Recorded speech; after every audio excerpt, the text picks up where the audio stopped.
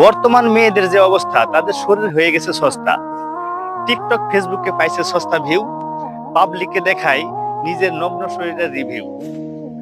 ফেসবুকে নাম দেয় অ্যাঞ্জেল প্রিয়া, কিছুদিন পর শোনা যায় কক্সবাজার গেছে 10-12টা নিয়া।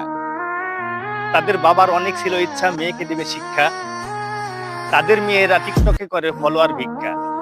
মেয়েরা হলো মায়ের জাত, বলতে লাগে শরম, হিজাব বোরকা পরলে নাকি তাদের লাগে গরম।